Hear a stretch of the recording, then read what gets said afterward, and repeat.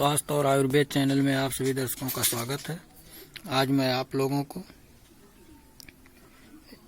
एक और पौधे के बारे में जानकारी दूंगा और उसके गुणों के बारे में बताऊंगा। इस पौधे का नाम गोरक्षी, पंचपर्णी, गोरख इमली, शीतफल तथा बालम खीरा के नाम से जाना जाता है। ये एक विशाल वृक्ष होता है। इसका तना नीचे से मोटा गोलाई में तथा आगे चलकर पतला होता है। पत्ते इसके संयुक्त इस तरह के होते हैं।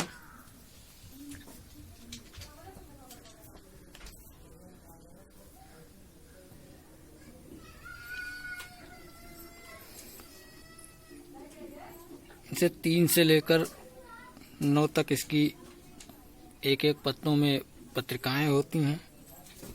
पुष्प इसके बड़े लाल रंग के, ये जो देख रहे हो आप लोग, अगणित नर केसरों वाले होते हैं। फल खीरे के समान या ये कहें कि थोड़ा लौकी की तरह बड़ा, लंबा, कठोर होता है। इसके गूदे खट्टे होते हैं। स्वाद मधुर तथा अम्ल होता है। इनके पत्तों का प्रयोग सूजन तथा जलन में किया जाता है। छाल का प्रयोग बुखार में। इनके फलों के गूदे का प्रयोग दस्त, पेचिश, खूनी दस्त, ज़्यादा प्यास लगता हो तब किया जाता है। छाल तथा मूल का क्वाथ गर्मी वाले रोगों में किया जाता है। इसके तने से निकला हुआ गोंद मुख रोगों में, खासकर मुख का अल्सर, छाले, घाव में लाभकारी है। संग्रहणी, अतिसार, पित्त विकार तथा ज्वर में फल के गूदे में फूले हुए खारा के साथ गोली बनाकर खिलाने से लाभ होता है। गर्मी में इसके फल के गूदे का शरबत बनाकर पीने से गर्मी का असर नहीं होता है।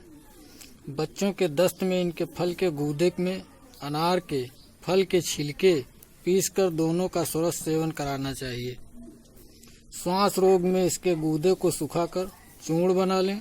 इस चूर्ण को सूखे या ताजे अंजीर में भरकर खिलाने से श्वास रोग नष्ट हो जाता है। एसिडिटी में इसके फल के गूदे का काढ़ा बनाकर पिलाएं। इसके शरबत में जीरा चूर्ण तथा मिश्री का चूर्ण मिलाकर पिलाएं। महिलाओं में होने वाले प्रदर रोग में भी इसके शरबत पीने से लाभ होता है।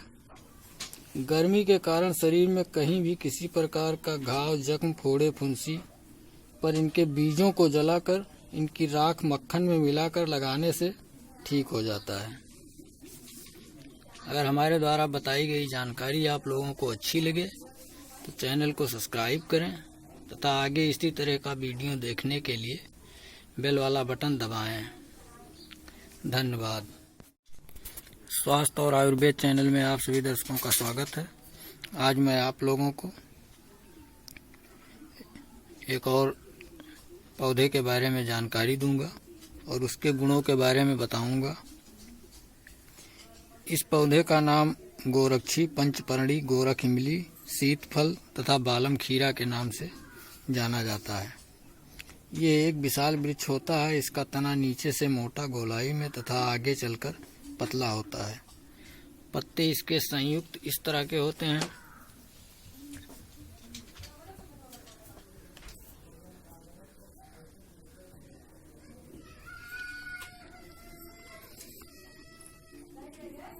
इसे 3 से लेकर 9 तक इसकी एक एक पत्तों में पत्रिकाएं होती हैं। पुष्प इसके बड़े लाल रंग के, ये जो देख रहे हो आप लोग, अगणित नर केसरों वाले होते हैं। फल खीरे के समान या ये कहें कि थोड़ा लौकी की तरह बड़ा, लंबा, कठोर होता है। इसके गूदे खट्टे होते हैं। स्वाद मधुर तथा अम्ल होता है। इनके पत्तों का प्रयोग सूजन तथा जलन में किया जाता है। छाल का प्रयोग बुखार में। इनके फलों के गूदे का प्रयोग दस्त, पेचिश, खूनी दस्त, ज़्यादा प्यास लगता हो तब किया जाता है। छाल तथा मूल का क्वाथ गर्मी वाले रोगों में किया जाता है। इसके तने से निकला हुआ गोंद मुख रोगों में खासकर मुख का अल्सर, छाले, घाव में लाभकारी है। संग्रहणीय, अतिसार, पित्त विकार तथा ज्वर में फल के गूदे में फूले हुए खारा के साथ गोली बनाकर खिलाने से लाभ होता है। गर्मी में इसके फल के गूदे का शरबत बनाकर पीने से गर्मी का असर नहीं होता है। बच्चों के दस्त में इनके फल के गूदे में अनार के फल के छिलके पीसकर दोनों का सुरस सेवन कराना चाहिए। श्वास रोग में इसके गूदे को सुखाकर चूर्ण बना लें।